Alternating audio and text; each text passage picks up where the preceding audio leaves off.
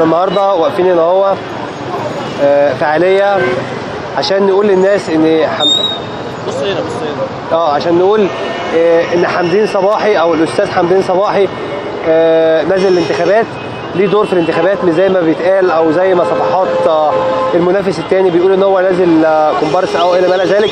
الكلام ده غير صحيح على الاطلاق. احنا مكملين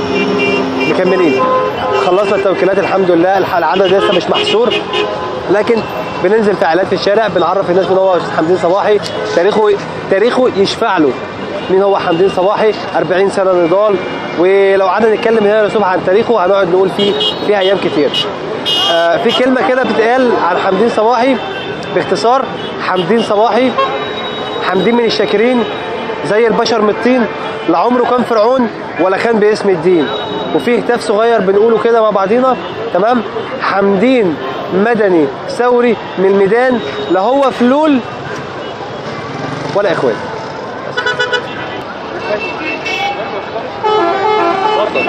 على طول كده افضل باصص هنا على طول. يعني عادي شويه كده شويه. ماشي. انا عبود. طب مش فيها اسئله طيب ولا؟ انا اسمي عبود من حمله حمدين صباحي. احنا واقفين النهارده علشان نكمل هدفنا في بناء الدوله وتكمله التوكيلات.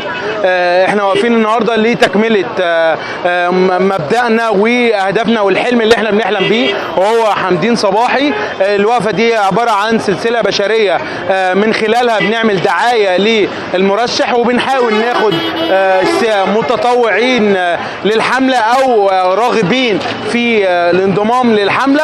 وزي ما احنا شايفين على الارض الواقع في استجابه قويه جدا في الارض، وفي استجابه قويه من المتواجدين عبر المرور والشارع. حتى المره في استجابه تامه من المره، وهنفضل دايما مكملين.